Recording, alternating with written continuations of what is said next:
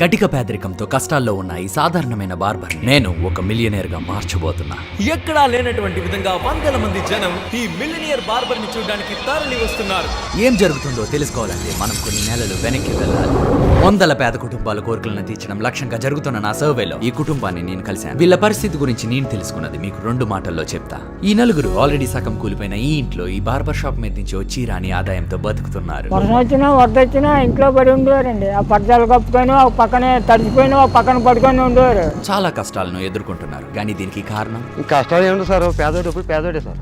So వీళ్ళ జీవితాన్ని మెరుగుపరచడానికి మనం ఏ విధంగా సహాయం చేయగలమో అని అడిగాను. షాప్ రిపేర్ చేస్తే చాలు సార్, మాకు అదే కదా సార్, మాకు కూడి పెట్టేది అదే కదా సార్, లేకపోతే ఎలా పడుతుంది. ఈ షాప్ ని ఎలా రిపేర్ చేయించాలో కూడా తెలియట్లేదు. కానీ వీళ్ళకి పరీక్ష మొదలైంది. మీరు ముందు చూసిన ఫ్యామిలీస్ లాగా ఈ ఫ్యామిలీ కూడా మన సర్వేలో సెలెక్ట్ అవ్వాలంటే నేను పెట్టే ఒక పరీక్షలో పాస్ అవ్వాల్సి ఉంటుంది. వీళ్ళు పాస్ అవుతారో లేదో తెలియదు, కానీ ఆ పిల్లల్ని చూసి వీళ్ళకి కావాల్సిన షాప్ ని రెడీ చేసేయమని చెప్పా. బార్బర్ షాప్ రెడీ అవ్వడం స్టార్ట్ అయింది. కొంతకాలం గడిచింది. నేను వేరే వీడియోస్ చేస్తుండగా ఈ ఫ్యామిలీకి నేను పెట్టిన టెస్ట్ యొక్క రిజల్ట్ వచ్చింది. ఎక్స్ట్రాడినరీగా పాస్ అయ్యారు. సో ఆయనకి ఇవ్వాల్సిన సర్ప్రైజ్ ప్లానింగ్ లో భాగంగా ఊర్లో చాలా ప్లేసులకు వెళ్లి చాలా మందితో మాట్లాడా. ఇక్కడే నేను కూడా ఏమాత్రం ఊహించని పెద్ద మార్పు నా ప్లాన్ లో వచ్చింది. అదేంటంటే ఇప్పుడు చేయించిన షాప్ ని ఆపేయాలి. ఎందుకంటే హర్ష సాయ్ అనబడే నేను ఈ బార్బర్ ని ఒక మిలియనేర్ చేయాలని డిసైడ్ అయ్యా. దీనికన్నా బెటర్ షాప్ ని ఇవ్వడానికి సింపుల్ గా చెప్పాలంటే ఈయన జీవితాన్ని మొత్తం మార్చేయాలని. ఈ సడన్ గా తీసుకున్న నిర్ణయం వెనకతలో ఒక పెద్ద ఆశయం ఉంది. అది ఏంటా అన్నది మీ క్లాస్ లో తెలుస్తుంది. సో ఇప్పుడు మన గోల్ ఏంటంటే ఆ ఫ్యామిలీకి కావాల్సిన ఇల్లు షాప్ ని 10 days లో రెడీ చేసి వాళ్ళకి అతి పెద్ద సర్ప్రైజ్ ఇవ్వడం. 2 వాళ్ళకి ఇచ్చిన షాప్ ని మిలియన్స్ వాల్యూ చేసే బిజినెస్ గా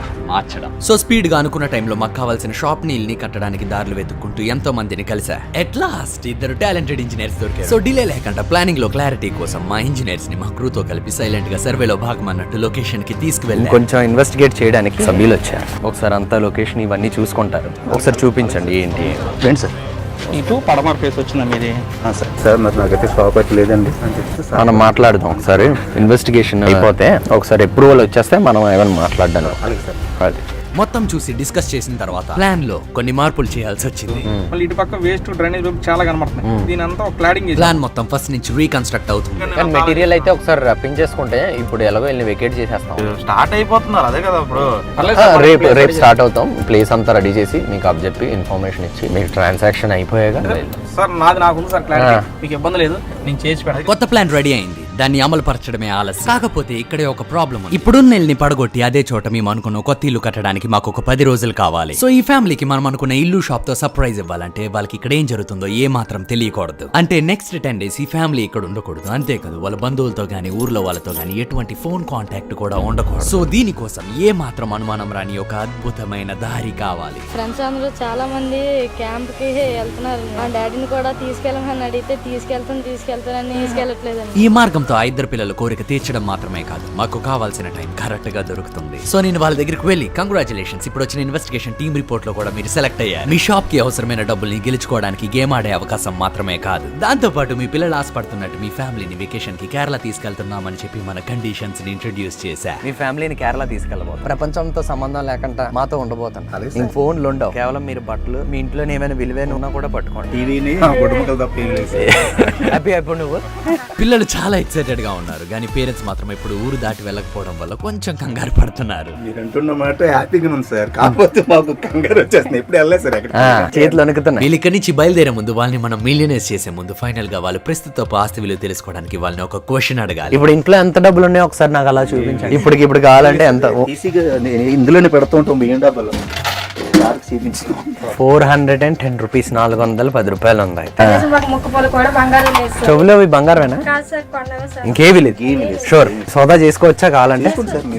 ఫైనల్ గా వాళ్ళకి చెప్పాల్సింది చెప్పేసి. కేరళలోనే ఒక గేమ్ ఉంటది, అందులో గెలుచుకుంటే షాప్ ఏమైనా డబ్బుల్ని గెలుచుకునే అవకాశం ఉంటది. ఒకవేళ లేకపోతే కేరళ ట్రిప్ అందరం ఎంజాయ్ చేస్తాం, వచ్చేస్తాం. ఇలా మాట్లాడాక వాళ్ళకి ప్రిపేర్ అవడానికి కొంత టైం ఇచ్చి అదే రోజు సాయంత్రం వాళ్ళ ఇల్లు షాప్ ని మా హ్యాండ్ ఓవర్ చేసేసుకుని వాళ్ళని ఖాళీ చేతులతో షాపింగ్ కి తీసుకువెళ్ళా. కేరళ ట్రిప్ కి అవసరమైనవన్నీ తీసుకున్నాక ఇంకొక రోజులో మన ప్రయాణం మొదలవుతుంది. మనం ఫ్లైట్ ని కరెక్ట్ టైం కి అందుకోవడం కోసం ఎయిర్పోర్ట్ దగ్గరలో ఉండాలి అన్న కారణంతో వాళ్ళ ఊరికి దూరంగా ఒక రిసార్ట్ లో వాళ్ళని పెట్టారు. కానీ నిజానికి అసలైన కారణం ఏంటంటే వర్క్ ని అసైన్ చేయడానికి అడ్వాన్స్ పేమెంట్లను ఇవ్వడానికి నేను ఇంకా ఒక రోజు ఆ ఊర్లో ఉండాలి. సో నెక్స్ట్ డే ఏ మాత్రం లేట్ చేయకుండా జరగాల్సిన వర్క్ స్టార్ట్ అయింది. వర్క్ స్టార్ట్ చేయడానికి ఇంజనీర్స్ కి అడ్వాన్స్ కూడా పేమెంట్ అయిపోయింది. సో ఫైనల్ గా మొత్తం అంతా కూల్ చేసే ముందు మన బార్బర్ ఆస్తి విలువ వాల్యుయేషన్ చేయించబోతున్నా. ఏంటంటే వీళ్ళ ఐటమ్స్ ఉన్నాయి కదా, వాటి వాల్యూ ఎంత ఉందో అన్నది మొత్తం క్యాలిక్యులేట్ చేసి నా క్లాస్ లో చెప్పండి. వస్తువుల విలువ కట్టడం మొదలైంది. ఇది అలా ఉండగా మాకొక న్యూస్ తెలిసింది. అదేంటంటే ఈ ఫ్యామిలీ ఉంటున్న ల్యాండ్ ఎవరి పేరు మీద రిజిస్టర్ అయ్యలేదు, పంచాయతీ అండర్ లో ఉంది. సో ఇక్కడ ఏం చేయడానికి కూడా మనకి రైట్ లేదని పర్మిషన్ లేదు. ఇది విన్నా నేను పెద్ద కన్ఫ్యూషన్ లో పడ్డా. సో ఇమీడియట్ గా కొన్ని నెలల క్రితం నేను చేసిన సర్వే ఫుటేజ్ ని రీచెక్ చేశా. మీరు అనుకున్న షాప్ రావాలంటే ఎంత ఉండాలి? అంటే సార్ ఒక 20,000 30,000 ఇలా ఉంటారు. అయితే మనకున్నది ఇదే ప్లేస్. ఇదే ప్లేస్ సార్. ఇప్పుడు తాతల గారి నుండి ఉన్న ప్లేస్ ఇదేనండి. దగ్గర 3 తరాలు అయిపోయి 4 తరాలు సొంతదేనండి? సొంతం అంటే సొంతమేనండి, కట్టుకుంటే సొంతమే, లేకపోతే ఇది దేవుడి స్థలం అది ఇది అంటున్నారు. కానీ కాదు, ఎందుకంటే అప్పుడప్పుడు మా తాతలకు ఇచ్చేసి ఎక్కడ మిస్కమ్యూనికేషన్ అయిందో తెలియదు కానీ ప్లాన్ అంతా కంప్లీట్ గా ఆగిపోయింది. ఆయన నెట్వర్క్ కూడా వచ్చేసింది. మొత్తం ఉన్న ఐటమ్స్ అన్ని. అయితే 10,000 ఉంది కరెంట్ నెట్. 10,000 ఉంది. కానీ ల్యాండ్ గురించి క్లారిటీ వచ్చినంత వరకు వర్క్ ఆపడం తప్ప మనకి వేరే ఆప్షన్ లేదు. అంత బాగా జరుగుతుందన్న ఆశతో నెక్స్ట్ డే విలేజ్ ప్రెసిడెంట్ ని కలవడానికి వెళ్ళాం. రామలంకి సంబంధించిన ప్లేస్ పొరండాలు ఉన్నారనేది వాస్తవం తెలిసింది. 103 సర్వే నెంబరు గ్రామకంఠం అది. కానీ వీళ్ళు చెప్పేది ఏంటంటే మేము అక్కడే పుట్టాము, అక్కడే పెరిగాము, మా తాతలు మా అమ్మలు అందరూ అక్కడే. ఈ ఫ్యామిలీ తాలూకు వాళ్ళు ఆల్మోస్ట్ 200 ఇయర్స్ నుంచి అక్కడ ఉంటున్న కొన్ని కారణాల వల్ల ల్యాండ్ రిజిస్టర్ చేసుకోలేకపోయారు. కాకపోతే వీళ్ళకి ఇవ్వడానికి ఏంటంటే ఇలాంటి ల్యాండ్ ప్రాబ్లమ్స్ ఊర్లో ఇంకా కొన్ని ఉన్నాయి. అంటే ఇలాంటివన్నీ చాలా లింక్ ఉన్నాయి కాబట్టి ఎవరికి చేయడం అవ్వలేదు. కరెక్ట్ అంతే. అయితే దీని గురించి కొంచెం క్లారిటీ రావాలంటే మీటింగ్ అవ్వాలి. మీరు వచ్చారు కాబట్టి మరి 2-3 రోజులు పెడతాం. అయితే మాకు 10 రోజులు పడుతుంది టైం మీటింగ్ పెట్టడానికి, గ్రామసభ పెట్టడానికి. అత్యవసర సమావేశం ఏర్పాటు చేసి ఒకసారి చేస్తాం. మీరు మాత్రం ఎక్కడికి వెళ్ళిపోతుంది. వాళ్ళ ల్యాండ్ గురించి డిస్కషన్ మొదలైంది. ఒకరేమో ఈ ల్యాండ్ మీద కేసు ఉందని, ఇది ఒక గుడికి చెందిన స్థలం అని, ఇంకొకరేమో ఊరికి సెంటర్ లో ఉంది కాబట్టి ఈ ల్యాండ్ ని దేనికైనా వాడి ఈ ఫ్యామిలీకి ఇంకొక దగ్గర ప్లేస్ ఇస్తామని. చాలా కన్ఫ్యూజింగ్ గా ఉంది. నాలాగే ఇంకొక పక్క ఈ ఫ్యామిలీ కూడా కన్ఫ్యూజన్ లో ఉంది. ఈ కేరళ జర్నీ ఇంకా స్టార్ట్ అవ్వలేదేంటి అని. పగలు మొదలైన డిస్కషన్ రాత్రి వరకు కొనసాగింది. బట్ ఫైనల్ గా అందరూ సహకరించి ఒక కుటుంబానికి ఎంత స్థలాన్ని ఇవ్వడం అవుతుందో అంత స్థలాన్ని అదే ప్లేస్ లో ఇవ్వడానికి ఒప్పుకున్నారు. అలానే దీనికి అంగీకరిస్తున్నట్టు ఆ కుటుంబ సభ్యుల యొక్క సంతకాలు కూడా కావాలన్నారు. ఇది నిజంగా ఒక పెద్ద ఛాలెంజ్. ఎందుకంటే మనం సర్ప్రైజ్ ఇవ్వాలనుకుంటున్న ఈ ఫ్యామిలీకి జరుగుతున్న దాని గురించి ఏ మాత్రం తెలియకూడదు. మనం ఎటువంటి క్లూ ఇవ్వకూడదు. మరి ల్యాండ్ అప్రూవల్ కోసం వాళ్ళ సంతకాలు కావాలంటే మనకు ఒక అద్భుతమైన ఐడియా అవసరం. సో వెంటనే ఆ ఫ్యామిలీకి కాల్ చేసి మన ట్రిప్ 2 days పోస్ట్ పోన్ అయింది. దానికి కారణం రేపు నేను కలిసి చెప్తా అని చెప్పా. సో అన్నట్టే వాళ్ళ దగ్గరికి తర్వాత రోజు కొన్ని పేపర్లు పట్టుకొని వెళ్ళా. మొన్న రాత్రి మీ పాత సర్వే వీడియో చూడడం వల్ల మీ ల్యాండ్ ప్రాబ్లం నాకు గుర్తొచ్చింది. సో దాని గురించి మాట్లాడడానికి నేను మీ ఊరు ప్రెసిడెంట్ ని కలిసా. మీటింగ్ అయింది. కొన్ని మార్పులతో ఒక కుటుంబానికి ఎంత స్థలం కేటాయించగలరో అంత స్థలాన్ని ఆ ప్లేస్ లో ఇస్తానని అన్నారు. దానికి మీరు అంగీకరించినట్టయితే మీ సంతకాలు నాకు కావాలి అని చెప్పా. అక్కడ రోడ్డు వేయడంతోనే ఇప్పుడు ఈ జాగాల మీద డిమాండ్ అయిపోతున్నారండి. సార్ నిన్న మీకు చెప్తున్నాను సార్, మీకు ఎలా నచ్చింది సార్, మీ ఇష్టం సార్, నీటిలో ముంచిన మీరే, ఎందులో ముంచిన మీరే సార్ అని చెప్పేసి నేను మీకు ఇస్తాను. ఎందుకంటే ఆ నోరులేని పిల్లల కోసం మేము చేయలేని పని మీరు చేశారు. మాకు అదే సంతోషం మాకు అనిపించింది. ఎప్పటికైనా మంచి జరగాలని అనుకున్నాను. కానీ ఈ రోజు నాకు ఆ దేవుడి రూపంలో మిమ్మల్ని పంపించి చేశారు. అది ఏం చేసినా మీ ఇష్టం సార్. వాళ్ళకి మనం ఇల్లు షాపు కడుతున్నట్టు ఎటువంటి ఆనవాళ్ళు ఇవ్వకుండా వాళ్ళ సైట్ గురించి వాళ్ళ అంగీకారాన్ని సంతకాల రూపంలో సేకరించా. అటు ఇటు 1-2 రోజులు ఇదైనా అంతా క్లియర్ చేసుకునే మనం తర్వాత ఆ లెటర్ ని సబ్మిట్ చేయడానికి విలేజ్ సర్పంచ్ ని మళ్ళీ వెళ్ళిపోకూడదని ఒక సంకల్పం తప్ప రాత్రి 10 గంటలకు అక్కడే కూర్చొని రేపు మధ్యాహ్నం నుంచి మనం వర్క్ స్టార్ట్ చేసుకునేలాగా. శుక్రవారం నాడు మీకు తీర్మానం చేసి లెటర్ ఇచ్చారు సర్పంచ్ గారిది, గ్రామ సభ్యులు. శుక్రవారం అంటే 2 రోజుల తర్వాత లెటర్ ని ప్రాసెస్ చేసి మనకి కట్టడానికి అనుమతి రావడం కోసం ఒక మీటింగ్ జరగాలి. అందుకు 2 రోజులు వెయిట్ చేయాలి అని తెలిసింది. ఇది విన్న నేను ఇంకొంచెం ప్రెషర్ ఫీల్ అవ్వడం స్టార్ట్ అయ్యా. ఎందుకంటే ఆ ఫ్యామిలీ మెంబర్స్ ఆల్రెడీ ఆ రిసార్ట్ అతనితో మాకు ఇంటి మీద బెంగగా ఉంది. టూర్ మొదలయ్యేంత వరకు మా ఇంటికి వెళ్ళి ఉండొచ్చా అని అడిగారు. మీకు తెలుసు వాళ్ళ ఇంటికి వస్తే ఏమవుతుందో, మన ప్లాన్ గురించి మొత్తం తెలిసిపోతుంది. సో వాళ్ళని కన్విన్స్ చేసి అక్కడ ఉంచడం తప్ప మనకి వేరే ఆప్షన్ లేదు. బట్ వాళ్ళకి ధైర్యం చెప్పడానికి వాళ్ళ కుటుంబ సభ్యుల్లో ఒకరిని వాళ్ళ దగ్గరికి తీసుకెళ్లా. రోజులు గడిచాయి, మీటింగ్ జరిగింది, అందరూ సహకరించారు. అండ్ మనకి ఫైనల్ గా కట్టుకోవడానికి పర్మిషన్ వచ్చేసింది.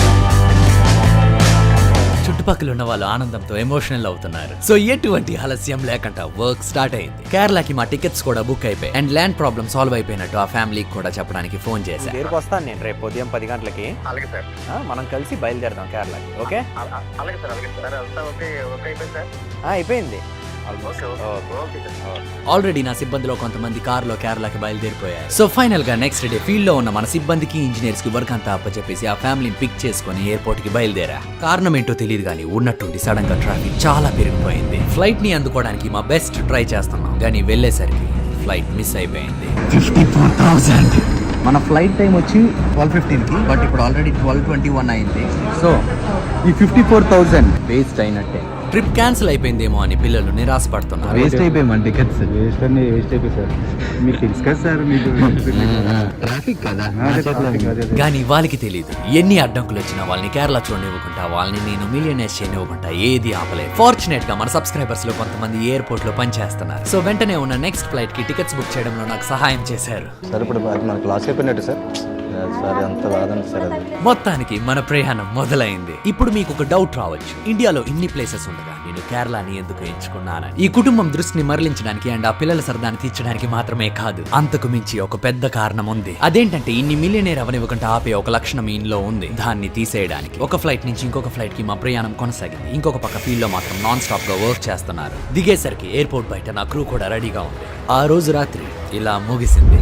నెక్స్ట్ డే వర్క్ ఎలా అవుతుందో కనుక్కోవడానికి ఫీల్డ్ లో ఉన్న క్రూ మెంబర్ కి కాల్ చేశాను. రూఫ్ రెడీ అవుతుందా?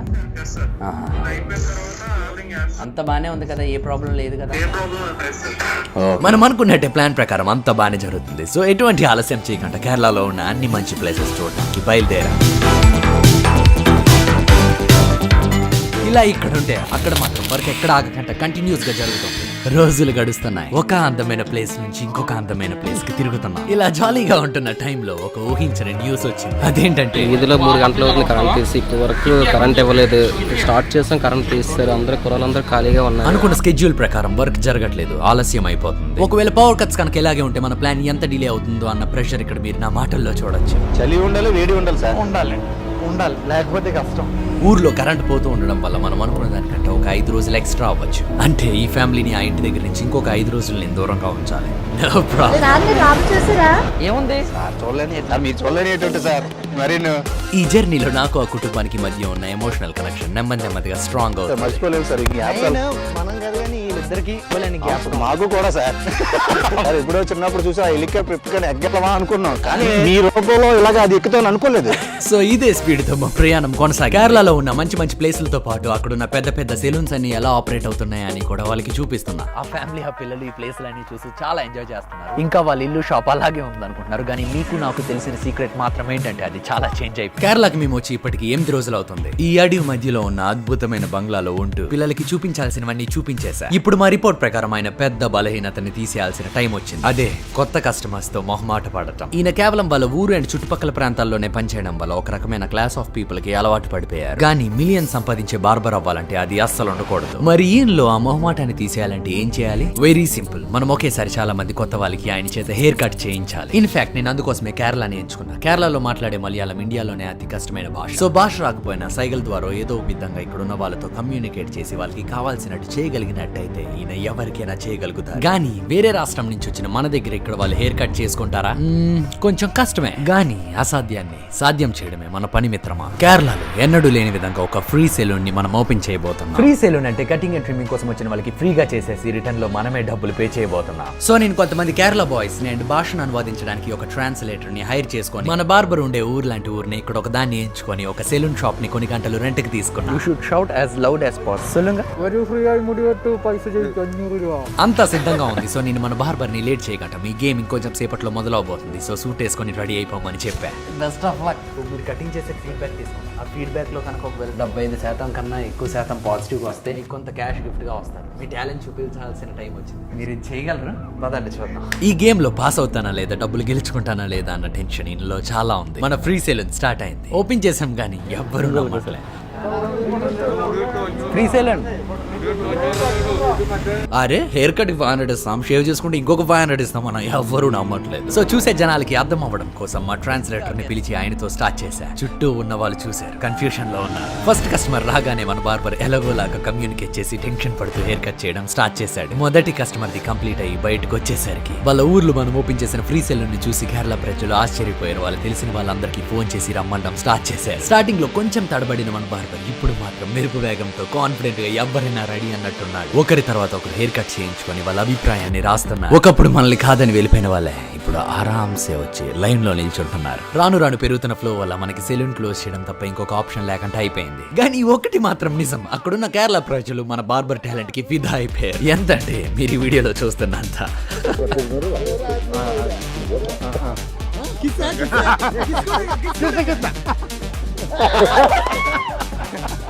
5 స్టార్స్కి ఆల్మోస్ట్ అందరూ 5 స్టార్స్ ఇచ్చారు. ఇక్కడ 2-3 4 స్టార్స్ ఉన్నాయి. వండర్ఫుల్ గా టాస్క్ ని గెలిచారు. హ్యాపీయా? ఒక సక్సెస్ఫుల్ బిజినెస్ ని మొదలు పెట్టడానికి మీకు ఆ ఊర్లోకి సరిపోతుంది. ఆల్రెడీ తను గెలుచుకున్న 50,000తో షాప్ ని ఎలా ప్రారంభించాలని ప్లానింగ్ వేయడం స్టార్ట్ చేసేసారు. కానీ అక్కడ ఏమవుతుందో అని వీళ్ళకి ఏ మాత్రం ఐడియా లేదు. ఆల్మోస్ట్ 70% పని పూర్తయిపోయింది, ఇంకా 30% ఉంది. ఒక పక్క ఇలా ఇల్లు చూడడానికి వచ్చిన వాళ్ళు మనం ఎందుకు ఎంతలా చేస్తున్నాం అన్న ఒక కన్ఫ్యూజన్ లో ఉన్నారు. దానికి కూడా సమాధానం వాళ్ళకి ఆఖరిలో దొరుకుతుంది. ఇలా ఇంకొక రోజు సరదాగా కేరళలో గడిపిన తర్వాత ఇదంతా మనం వాళ్ళు చేసిన ప్రాంక్. మా ప్రయాణం మొదలైంది. జరగాల్సిన వర్క్ ఇంకా పెండింగ్ లో ఉంది కాబట్టి టైం ని సేవ్ చేయడానికి నేను ఆ కుటుంబంగా ఒక రోజు ముందే బయలుదేరిపోయి లొకేషన్ కి చేరుకున్నా. తర్వాత రోజు ఆ కుటుంబం కూడా కేరళ నుండి రిసార్ట్ కి చేరుకున్నారు గానీ ఆ ఫ్యామిలీ వాళ్ళ ఇంటి మీద చాలా బెంగ పడుతున్నారు అని తెలిసింది. కానీ ఇక్కడ చూస్తే పని ఇంకా కంప్లీట్ అవ్వలేదు. సో మరుసటి రోజు వాళ్ళకి ధైర్యం చెప్పడానికి వాళ్ళ ఫ్యామిలీ మెంబర్స్ ని కొంతమందిని తీసుకొని మళ్ళీ రిసార్ట్ కి వెళ్ళారు. మీ ల్యాండ్ రిజిస్టర్ అవ్వడానికి ఇంకొక 2 రోజులు పడుతుంది. ల్యాండ్ రిజిస్టర్ అయ్యాక మీరు ఊర్లోకి వస్తే బాగుంటుందని చెప్పి వాళ్ళని ఆగమన్నా. మీరు పట్టుకోబెట్టుగా సార్ అదే తేలుతుంది కానీ లేకపోతే అది ఎప్పటికైతే అది మీరే దేవుడు సార్. మా కుటుంబానికి అయితే మటుకు మీరే సార్. అవసరం ఏంటి మన కోసం కదా. ఇప్పుడు మొన్న కేరళ ట్రిప్ తీసుకెళ్లి దగ్గర 6-7 లక్షలు ఖర్చు పెట్టి ఇక వీళ్ళన్న ఎక్కడికి మీ డాడీ ఎక్కడికి తీసుకెళ్లారా లేదా అని ఇంకొక 48 గంటల్లో అంతా మనది అవుతుంది. ఇలా వాళ్ళకి ఏ మాత్రం డౌట్ లేకంటే ఇంకొక 2 రోజులు అక్కడ ఉంచడానికి వాళ్ళని కన్విన్స్ చేసి నేను బయలుదేరా. ఎక్కడ ఏ మాత్రం గ్యాప్ లేకుండా పని జరుగుతుంది. 2 రోజులు గడిచింది. ఫైనల్ గా కన్స్ట్రక్షన్ కంప్లీట్ అయిపోయింది. ఇప్పుడు ఆ ఫ్యామిలీకి అతి పెద్ద సర్ప్రైజ్ ఇచ్చే టైం వచ్చింది. వాళ్ళ కొత్త ఇల్లు షాప్ గురించి వాళ్ళకి ఏ మాత్రం తెలియదు. మీకు నా తరపు నుంచి ఒక చిన్న గిఫ్ట్ ఏంటంటే రండి. వాళ్ళు ఏ మాత్రం ఊహించని ఇల్లు షాప్ ని చూశారు.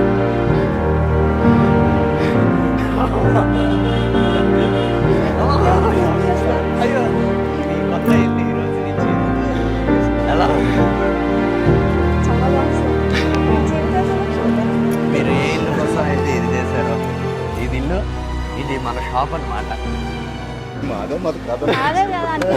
ప్రస్తుతం వాళ్ళ ఆస్తి విలువ, ఇల్లు వాల్యూ, ల్యాండ్ వాల్యూ అండ్ ఆ షాప్ వచ్చే కస్టమర్స్ బట్టి లెక్కేస్తే 30 లక్షల పైగా వచ్చింది. Over 3 million. మీరు ఇప్పుడు ఏంటి తెలుసా, మిలియనియర్. మీ ఆస్తి విలువ ఎంత ఉందో తెలుసా? ఇప్పటికి 30 లక్షల పైన ఉంది.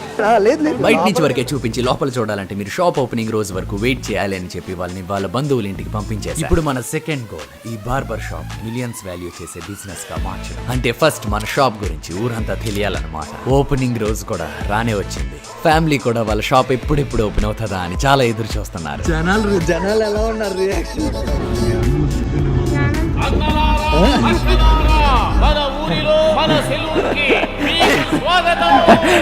చాలా ఎమోషనల్ గా ఫీల్ అవుతున్నారు. సో లేట్ చేయకుండా వాళ్ళ ఇంట్లో ఏముందో చూపించడానికి తీసుకెళ్ళారు. అయ్యో మన షాప్ పేరు సెలూన్ ఫర్ యూ. ఇంకొంచెం సేపట్లో మన షాప్ ఓపెనింగ్ కూడా అవుతుంది. వీళ్ళందరూ ఆల్రెడీ మన కస్టమర్స్ రెడీగా ఉన్నారు. మీ ఇల్లు ఎలా ఉందో చూడడానికి రెడీ అన్న మీరు? ఇంకా ఇల్లు కూడా కంప్లీట్ గా చూడలే కానీ లోపలికి వెళ్ళగానే చాలా ఎమోషనల్ అయ్యారు. ఇల్లంతా మన జ్ఞాపకాలతో నింటుంది. ఇవన్నీ ఏంటంటే మన కస్టమర్స్ కి గిఫ్ట్స్ అన్నమాట.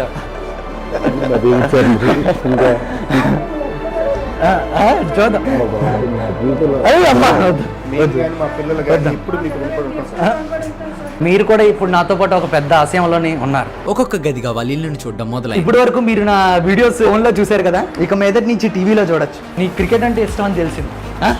క్రికెట్ అంటే గుర్తొచ్చింది. ఈ సమ్మర్ జరుగుతున్న IPL ని పరి మ్యాచ్ ఇంకొంచెం మీరు ఎంజాయ్ చేయాలి. ఈ 3 బాల్స్ లో నన్ను అవుట్ చేస్తే మీకు ఒక సర్ప్రైజ్. మీ అబ్బాయి సైకిల్ అడిగాడు కదా, నన్ను అవుట్ చేస్తే నీకు అదే రెడీ కదా. మీరు పరి మ్యాచ్ అనేది ఒక legal, very low minimum deposit, faster withdrawals and 24/7 అందుబాటులో ఉండే కస్టమర్ సర్వీస్ కూడా ఉంది. పరి మ్యాచ్ ని మీరు 3 సింపుల్ స్టెప్స్ ద్వారా రిజిస్టర్ చేసుకోవచ్చు. ఫస్ట్ గూగుల్లో పరి మ్యాచ్ అని సెర్చ్ చేసి మొదటి లింక్ నొక్కండి. మీ ఫోన్ నెంబర్, పాస్వర్డ్ ని క్రియేట్ చేసి సైన్ అప్ నొక్కండి. ప్రోమో కోడ్ ని వాడి డిపాజిట్ పైన 150% బోనస్ ని మీరు పొందొచ్చు, 20,000 దాకా. డేల్ స్ట్రెంత్ తో పరి మ్యాచ్ కేవలం క్రికెట్ ని ఆడడం మాత్రమే కాదు, క్రికెట్ కిచెన్ ఇది ఉంది చూసారా? ఈ ఇంట్లో ఉన్న ప్రతిదీ నేనే సెలెక్ట్ చేశాను. ఎక్కడ ఏమాత్రం ఏది కాంప్రమైజ్ అవ్వకుండా ది బెస్ట్ ఇవ్వాలన్న దీంతోనే. నెక్స్ట్ ఇది చూద్దాం. కొన్ని నెలల క్రితం ఇదే చోట్ల మీరు ఇబ్బంది పడ్డారు. ఈ రోజు మిలినే నీ బెడ్రూమ్, మీ అబ్బాయి ఫోన్. ఈ ఫోటో గుర్తుందా? ఇంకొక ఊర్లో వాళ్ళందరూ మన మిలియనియర్ బార్బర్ తో సర్వీసెస్ చేయించుకోవడానికి వాళ్ళ పేర్లని నమోదు చేసుకుంటున్నారు. షాప్ ఓపెనింగ్ కన్నా ముందు ఊర్లో ఉన్న వాళ్ళకు ఉన్న చిన్న డౌట్ ని మనం క్లియర్ చేయాలి. సో ఒకసారి మన మిలియనియర్ బార్బర్ కొంతమంది ఒక క్వశ్చన్ అడిగారు, మా ఊర్లో ఇంకా పేదవాళ్ళు ఉన్నారు, వీళ్ళకే ఎందుకు చేశారని. ఎందుకంటే ఈయన చాలా టాలెంటెడ్, ఈయన ఎక్సలెంట్ బార్బర్. ఈవెన్ కేరళలో కూడా మేము ఒక ఫ్రీ సెలూన్ ఓపెన్ చేసాం. అక్కడ జనాలు కూడా ఎలా అలా ఇంప్రెస్ అవ్వలేదు ఈయన టాలెంట్ ని చూసి. సో ఈ బిజినెస్ ని పెట్టాం కదా, ఈ బిజినెస్ లో ఆదాయంలో కొంత శాతం ఇదే ఊరు పేదలకి ఇవ్వబోతాం. అంటే ఒక్కసారి సాయం అవ్వట్లేదు ఇది. మీరు ఎన్ని సంవత్సరాలు ఈయన షాపుకి వచ్చి సపోర్ట్ చేసినంత కాలం ఇదే ఊర్లో ఉన్న పేదలకి ఎంతో కొంత అలా వెళ్తూనే ఉంటుంది. సో మీరు దీనికి కోఆపరేట్ చేస్తారు కదా. మరొకసారి మన మిలియనేర్ బార్బర్ యాక్షన్ లో దిగాడు. మనం తెరిచిన ఈ బార్బర్ షాప్ ఈ సామాన్యుడి కోరికను మాత్రమే తీర్చడం కాదు, ఆ ఊర్లో ఆకలి అనేదే లేకుండా చేయబోతోంది. మీ ఊర్లో ఎవరికి సహాయం చేస్తే మీ అందరూ హ్యాపీగా ఉంటారన్నది చెప్పండి నాకు. ఎవరు? అమ్మనండి. అమ్మనికి అమ్మ లేదు, నాన్న లేరు, ఎవరు లేరు. ఎవరు కూడా కోటి భోజనం పెట్టిన వారు ఎవరు లేరు. ఎవరు లేరు అంటున్నారు, మీ అందరూ లేరా? ఇక ప్రాబ్లం లేదు. షాప్కి వచ్చే లాభంలో కొంత శాతం ఆ ఊరు పేదల ఆకలి తీర్చడానికి ఉపయోగపడుతుంది. ఒకవేళ ఏ నెలైనా ప్రాఫిట్స్ రాకపోతే దానికి కూడా నా దగ్గర ఒక ప్లాన్ ఉంది. కొంతమందికి ఇంకొక డౌట్ ఉండొచ్చు, మరి ఇంతలా ఈ కుటుంబానికి మనం చేయడానికి కారణం ఏంటి అని. మనం నాటిన ఈ స్ఫూర్తి కొంచెం గట్టిగా నిలబడాలంటే ఆ మాత్రం ఉండాలి. ఈ వీడియో కష్టాల్లో ఉంటూ ఇబ్బంది పడుతున్న వాళ్ళందరికీ మనం రాస్తున్న భరోసా లేఖ లాంటిది. వాళ్ళ ఆకలిని ఇబ్బందుల్ని తీర్చడానికి మనం ఎంత దూరమైనా వెళ్తామని తెలిపేది. ఎంతంటే ఒక సామాన్యుడిని మిలియనేర్ చేసే అంత. సబ్స్క్రైబ్ నొక్కి నాతో చేయగలుపు మిత్రమా. ఇలాంటి అద్భుతాలు ఇంకెన్నో చేద్దాం.